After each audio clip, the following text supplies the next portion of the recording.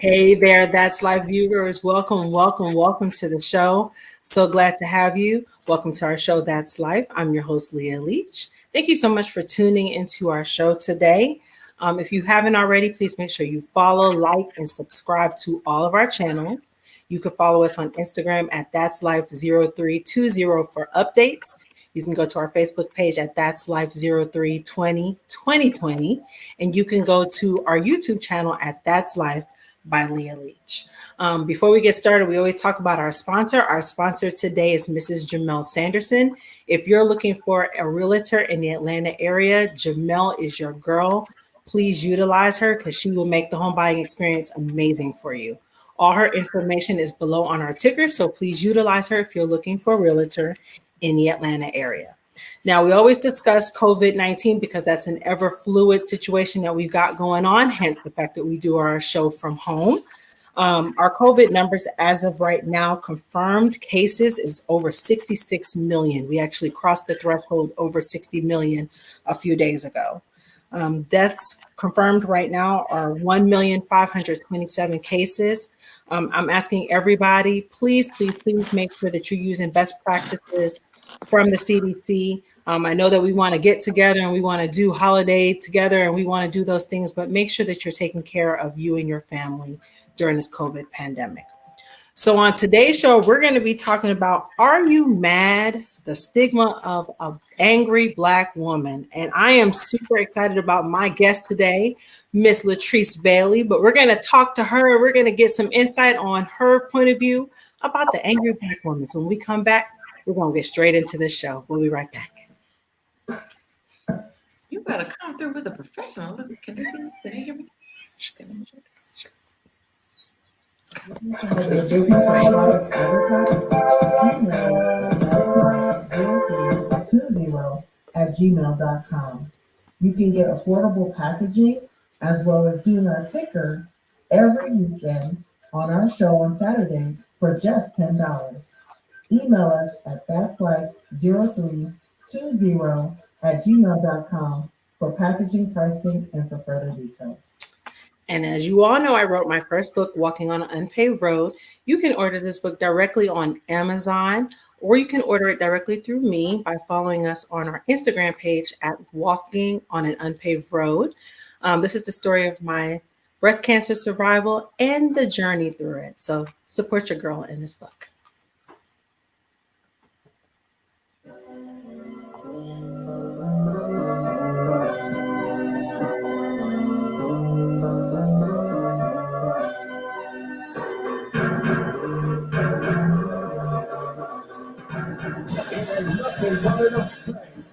Welcome to our show, That's Life. I'm your host, Leah Leach. Thank you so much for tuning into our segment, Are You Mad? The Stigma of an Angry Black Woman.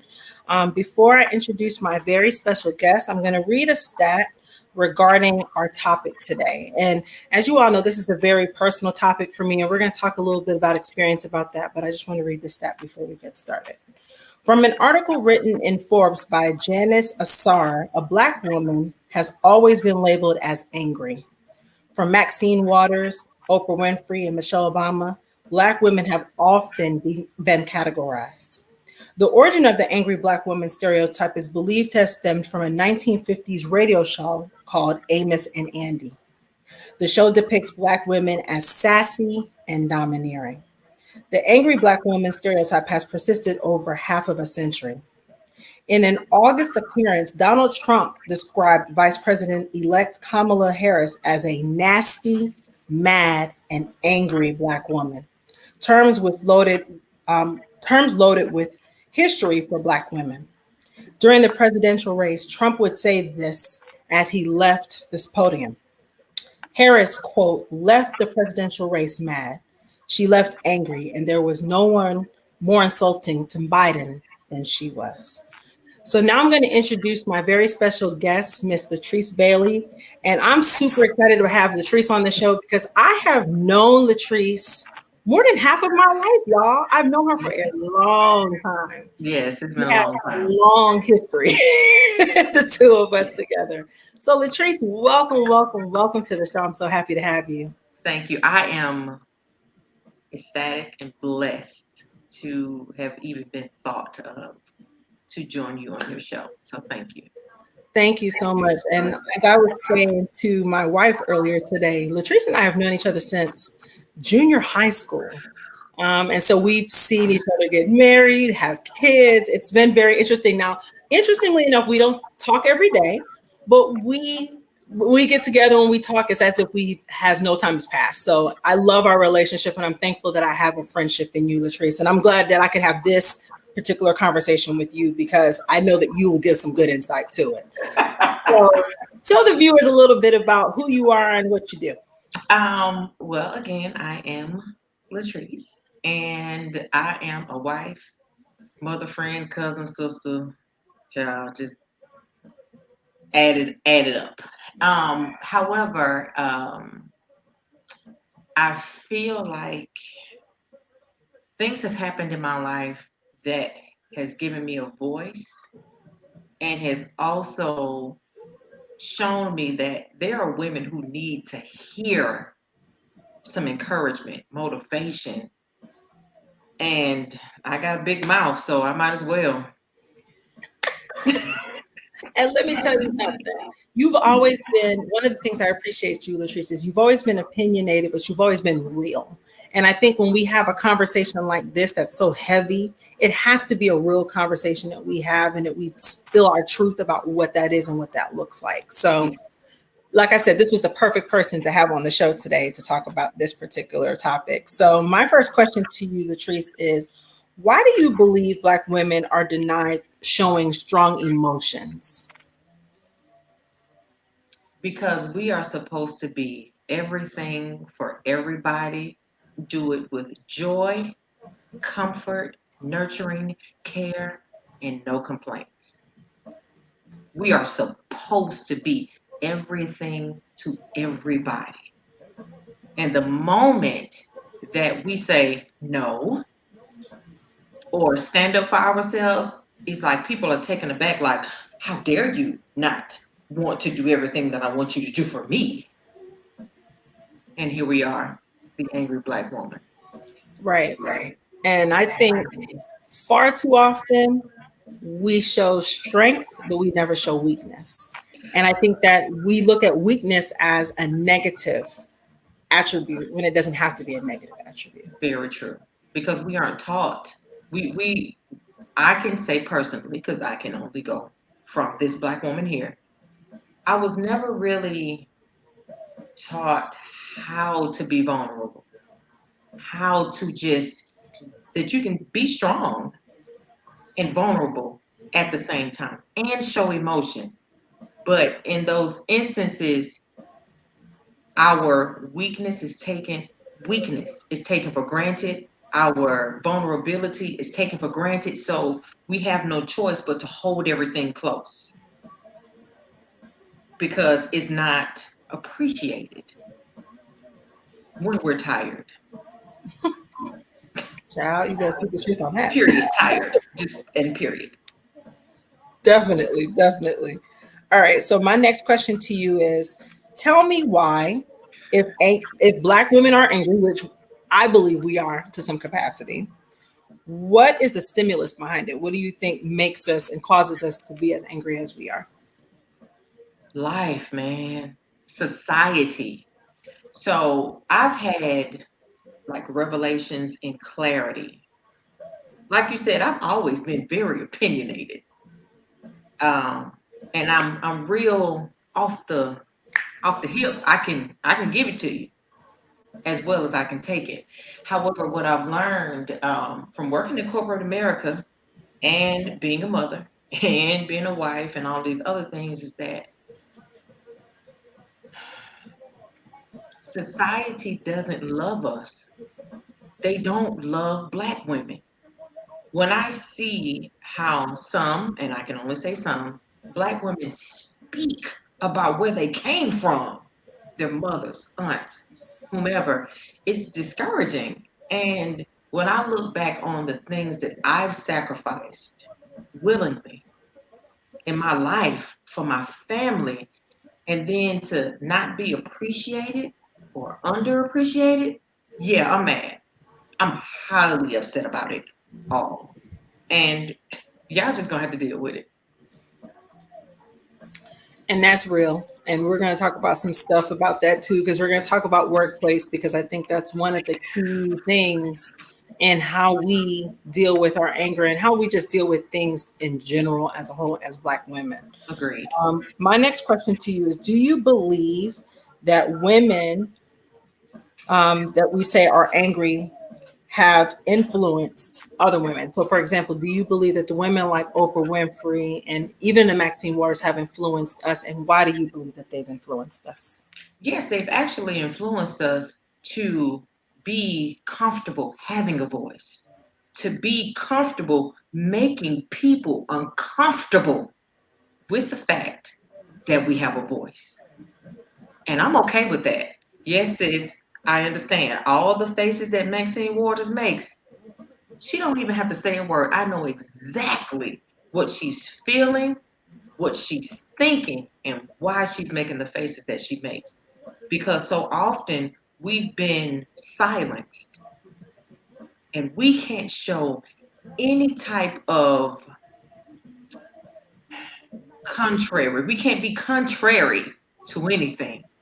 And when we do, it's seen as angry, aggressive, not assertive, not standing up for yourself, but aggressive. Oprah, yes, do it. She has lived life the way that she wanted to and not based off of any man, any other woman, any other culture or race. She is doing what she wants to do. Maxine Waters has definitely made a name for herself later in life. I didn't even know who she was until I saw the memes and I was like, I need to find out who sis is. I need to know who auntie is. And just reading on her history and where she came from, that motivated me to be more, do more. There's space, and I'm going to take up the space. Definitely. Definitely. Well, we're going to reclaim some time and we're going to go to our break. But when we come back, we're going to continue on the conversation of Are You Mad? The Stigma of an Angry Black Woman with my very special guest, Latrese Bailey. We'll be right back.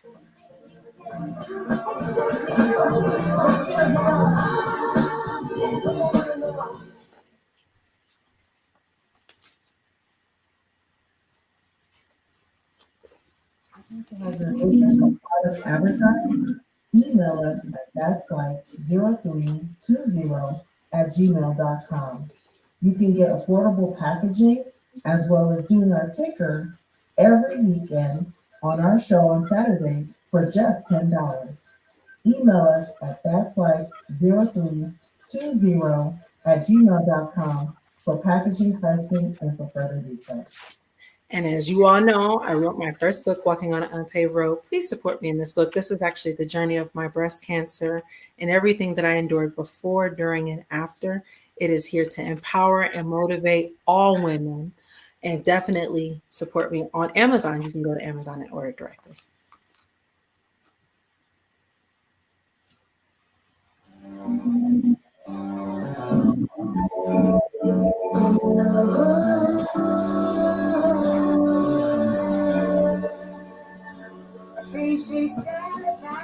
Welcome back to That's Life. I'm your host, Leah Leach. Thank you so much for tuning into our show. Are You Mad? The Stigma of an Angry Black Woman with my very special guest, Latrese Bailey.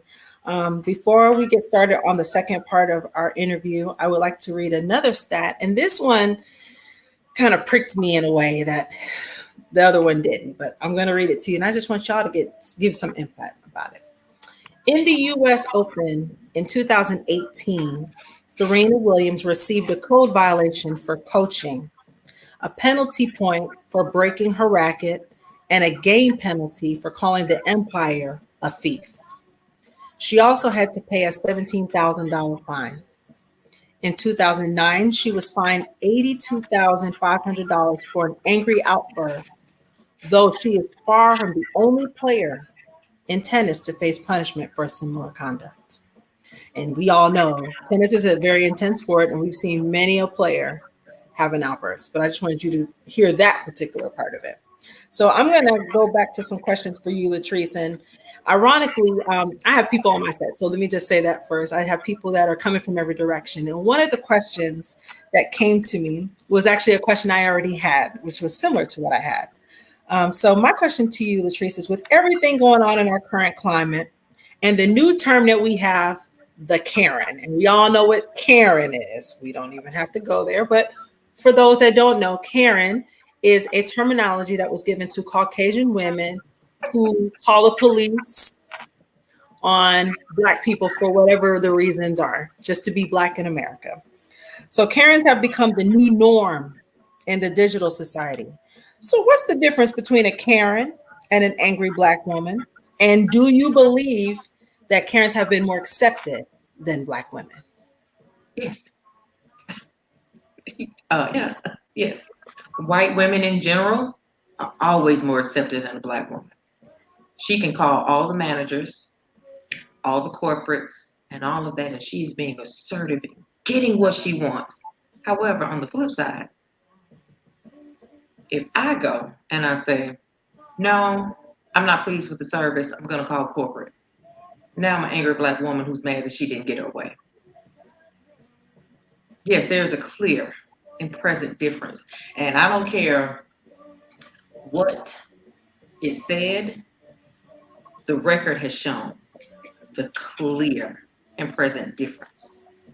As soon as, and I personally have to be very, very careful how I express my distaste because not only am I a Black woman, but I'm tall. I am 6 feet tall. So I tower over most men, also women. So I'm automatically seen as a threat. So if I have any type of discourse or distaste or displeasure with anything, I know that here I have to maintain a level of calm that no one else would be expected to have because of whatever situation it is. And that is upsetting at best. Yeah. And I'll tell you, I have a similar experience. I remember going, this was with an employer, which I will not grace the employer's name at this point, but I remember having an issue with my particular employer and having a conversation. And I was passionate about it. I won't excuse it. I was very passionate about the thing that I was displeased with. And my colleague, who was Caucasian, Hmm. also had a frustration. And I remember my colleague was able to express openly the frustrations, the grievances. Whereas when I said something, it was immediately cut off. It was immediately, I don't, you're too aggressive. You need to calm down, which sometimes is only fuel to the flame for those that know Black women. And so it's just sometimes it still feels like we're kind of haven't really made any progress when it comes to things like that. And so, when we look at the Karens of the world, it definitely puts us kind of a sore, it kind of is like a jab at a sore for us because when Karens do it, it's not a big deal. When we do it, we're, like you said, we're labeled the angry Black woman. Absolutely. My next question to you, Latrese, how do you think Black women can overcome the angry Black woman stereotype in the workplace? And we've seen that multiple times, which is what we just basically talked about. But how do you think that they could overcome it? I don't even know. I don't even know. I'm in corporate America, and before I actually got into corporate America, I didn't really have any issues with the Caucasians, especially the women. However, what I realized is, in my experience, I can only go by me, when they don't like to feel like they're disliked. And if you don't like them, that is an issue. Oh, why doesn't she like me? I didn't do anything to her. And here come the tears and the waterworks. So even in my current position as a lead, I find myself having to, unfortunately, change my voice because my voice, my regular voice, this is my regular voice. And it comes off, I'm very direct in general. So when I come to you, I'm direct. This is my job. I'm not playing games with you.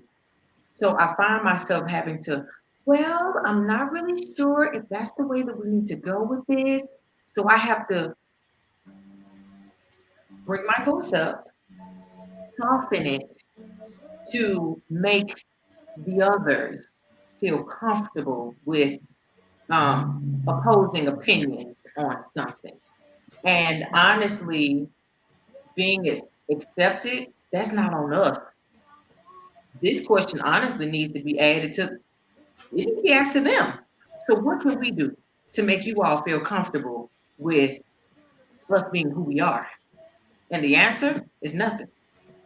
Be what we want you to be, when we want you to be it. You accept all the answers that we give you and you don't push back. That's the only solution, is to not push back. Definitely. And but I think also there has to be a level of confidence and passion that we have to be able to have. We still have to have our voice, like you said. We still have to have a medium to have our voices. And I think that at times what typically happens is what is considered passionate is considered anger. It's like the two of them are not separated when it comes to us. And I Correct. think that at some point, as women, we should empower women. And I think that's partly, I believe this is just my opinion. Imagery is everything, right? When we look at the images of women that are out there right now that look like you and I, we see a lot of angry women. Like we just see a lot of angry women. We see women that are happy too. We see women that are professional too. But the image of what we see, it's imperative in how we even deal with the perception of the angry Black woman. I ironically, I had a conversation with someone recently about my daughter, and you have a daughter too. So of course, our babies, they see the Cardi B's, right? They see the Nicki Minaj's, they see those imagery, and there's nothing that we can give them all the positive affirmations and all that. And we're going to talk about some positive affirmation at the end of the show, because I think part of it is that we need to affirm women of color, Yes. and we need to give them the tools that they need to feel like, even if someone labels you as an angry Black woman, you're not. You're passionate about what you believe, just like everyone else is passionate about what they believe. Agreed. Now, So I am 100% a fan of Megan Thee Stallion. Every single thing that she has made, I buy it. I'm watching it because while it is sexually suggestive and it makes people uncomfortable, the fact that she can come out here and speak her mind and not care, girl, I'm a fan. I'm here for it. And like you said, we can affirm our daughters and say, you can be both. You can be multifaceted. You don't have to just be assertive. You don't have to just be this. You can be whatever it is you want to be and how you want to be it at different times.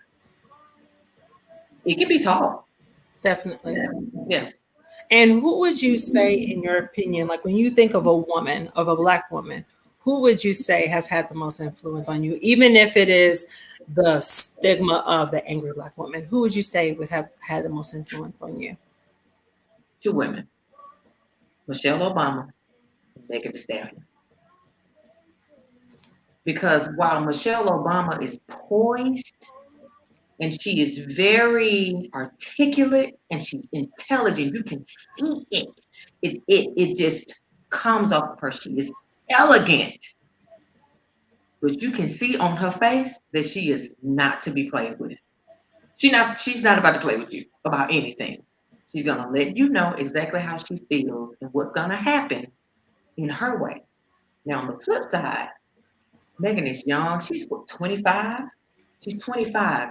And to be that empowered at 25, I wish I was.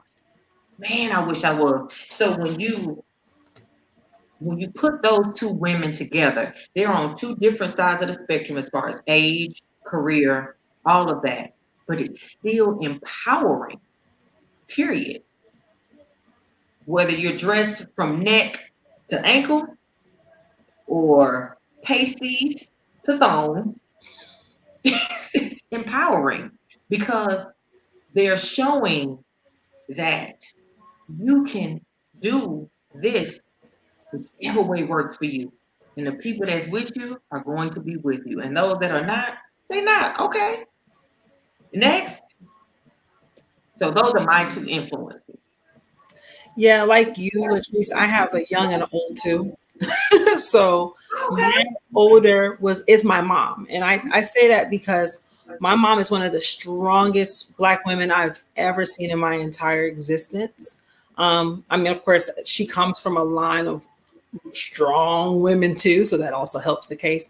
But I say my mother because my mother even though she was scared, and of course you knew her, I know her story now at 40, so of course I can know that this is where she was scared. My mother took leaps of faith that I have never seen in any woman in my lifetime. My mother decided to move 900 miles away, not knowing anybody, raising kids on her own, trying to figure out how to do that and what that looked like. And if anybody had a right to be angry, my mama had a right to be angry, because there were things that were so many elements of what she was going through in her life that could have made her that way. And she just always did it with such grace. That's not to say that she didn't have hard days. That's not to say that there was some times where she wasn't mad, excuse my language, as hell, because she was. Moments where she was angry. She was angry with society. She was angry with me. She was angry with just things in general. But my mother has always shown a type of grace that I hope to have, and I hope to even show to my children, even though sometimes I can get a little bit, as people say, ratchet with it. I can get a little bit when I need to. The other person, which is like a 180 from my mom, is ironically Lizzo. And I'm going to tell you why I chose Lizzo. Because people are going to be like, oh, not Lizzo. That's a different dynamic from your mom. Lizzo, for the same reason. She's young, but she knows who she is. She's confident with who she is. And she doesn't try to portray that she's something she's not. She never has from the moment she's come out. Now, do I care for her music? Not particularly. I could care for less about her music. But one thing I love about Lizzo is that she has always stayed true to who she is. And I think when you're a woman, even when you're angry or when you're not angry, you have to always stay true to who you are. And I think that's one of the reasons why I like her, because she always stays true to who she is. She doesn't try to be something she's not. She embraces all aspects of herself, including her weight, including how she looks, including that she's loud, including that she loves the violin, including that she was hitting on men in the stadium, the Staples Arena. She didn't care. She is who she is. And I think that for me, that's the epitome of a Black woman and what it should be. And I think for me, when I look at her, that's somebody who, like you, I wish I had been able to emulate that at 25 or 26 and 27 years old. Yeah. And I also will say this too. I also have admired you, Latrese, and I'm going to tell you why. Because you and I's friendship was one of those friendships where I always looked at you. You look like a giant to me, literally and figuratively. Okay. Literally because you were tall, obviously, but figuratively because you never sugarcoated things. And I think that as our friendship grew, that was something that I appreciated about you. And I still appreciate about you. You're going to give people the raw, real truth, no chaser, no filter. And for that, I think that that's what makes you a real woman. And even if you have qualities of being angry, you know what? All of us are angry. So that's how I feel about it. We're going to take a quick break. We're going to come back and we're going to finish our show and give you some empowerment, ladies, because we're all about the empowerment game today. Okay. We'll be right back. Okay, what you're not going to do.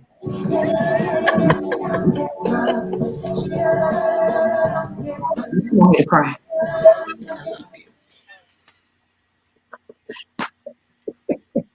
Have your business or product advertised? Email us at That's like 0320 You can get affordable packaging as well as doing our ticker every weekend on our show on Saturdays for just $10. Email us at that'slife0320 for packaging, pricing, and for further details. And as you know, I wrote my first book, Walking on an Unpaved Road.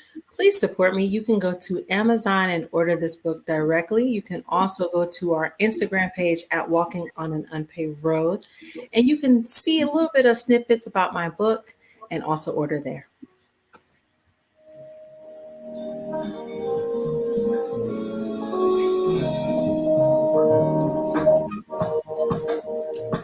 Welcome back to That's Life. I'm your host, Leah Lee. Thank you so much for tuning into today's show. Are you mad? The stigma of an angry Black woman. I'm going to ask you two more questions, Latrese, and then we're going to end with some empowerment because I think it's important that we give Black women empowerment, especially now with everything going on. We have Black murders that sometimes are still occurring. We have all these things going against us. We have Kamala Harris, who has made history, but still so much hate has been spewed her direction. And so we're going to give some women some empowerment tools to take with them so that they can feel encouraged when they leave the show. But my question to you, Latrese, is do you believe we will ever get out of the stronghold of being called the angry Black woman? Nope. No. I don't think we'll ever get out of this stigma because in order for society to accept us, it would mean understanding us. They don't want to understand us. And I mean society as a whole. I don't just mean one particular part. I mean as a whole, they don't want to understand the struggle of a woman first, then a Black woman. Because we all know, all of us that were raised by Black women, male or female, you understand what your mom went through. You see it, you saw it. You didn't understand it until you became an adult. But then everything starts sinking in like, okay, now I understand why she behaved the way that she did. Because I even had the same revelation with my own mother. Now I understand why she was always on us. Why she yelled as much as she did, why she talked as much as she did, why she was as hurt and depressed. And I get it.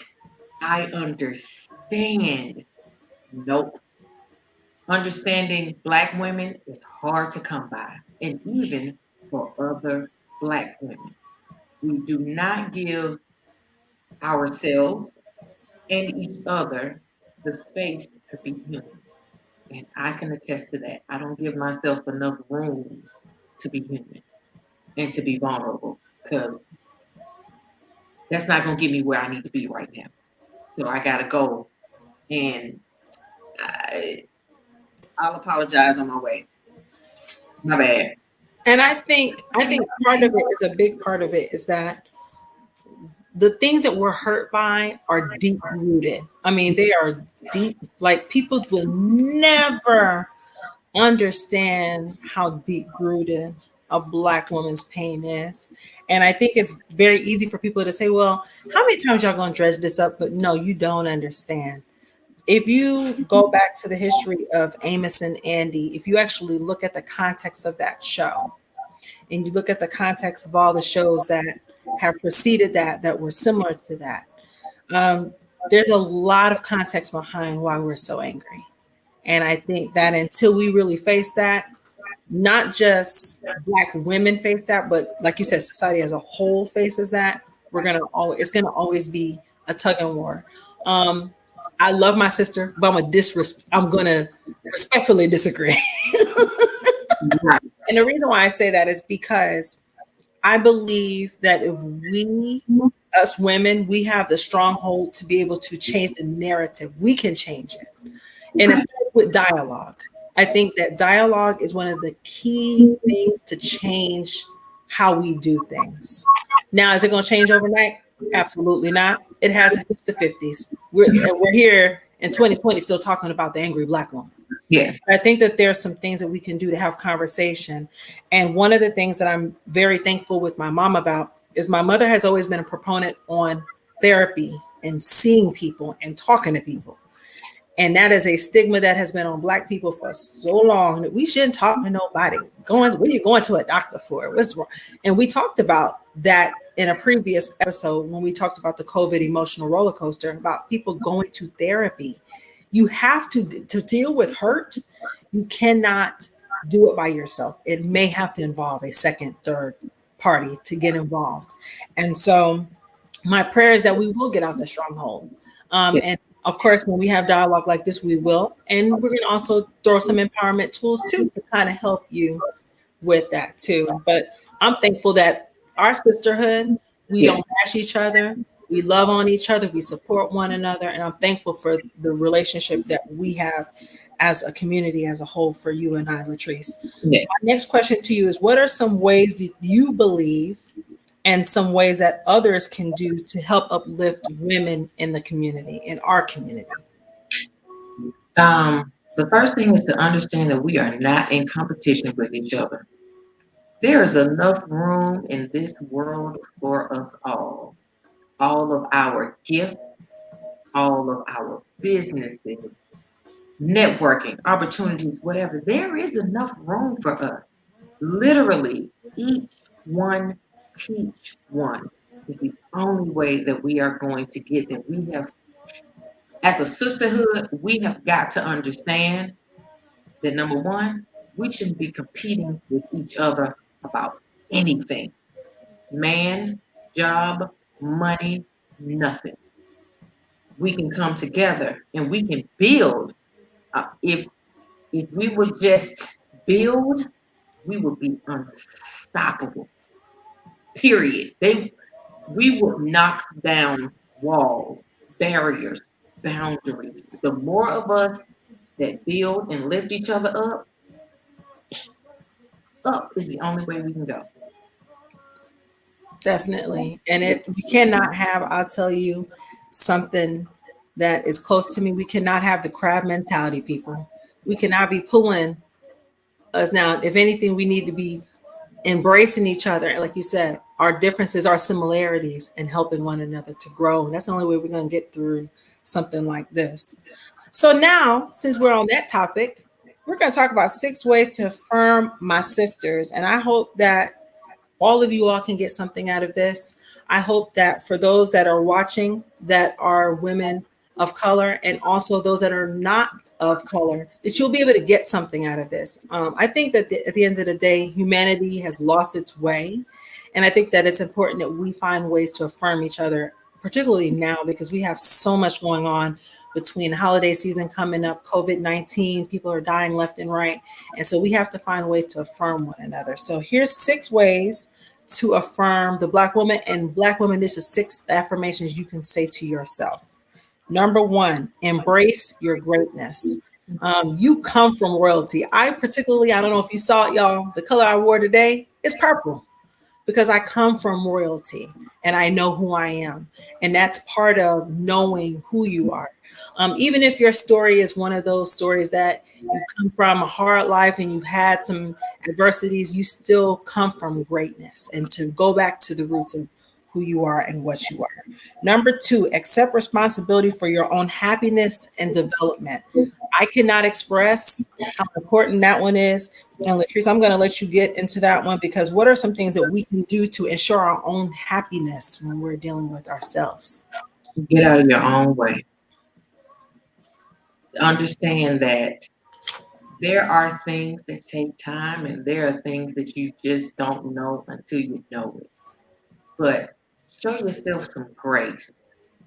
Yeah, you may have should have done this 10 years ago, but 10 years ago you weren't ready. You weren't in the same space that you're in right now. But now that you are, once you have the understanding, you build, you take off, and you bring at least one sister with you.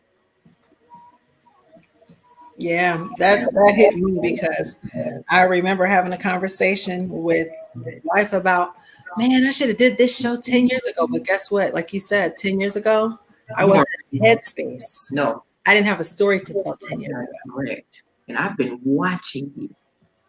I see you. I see where you've come from. And I see where you are now. I don't say nothing. But I'm watching. I've seen you grow. And I don't care what you think. This is for you. I don't care what you think. I don't care any doubts that you have. I'm watching you. I've seen you from middle school to now, and to see your journey.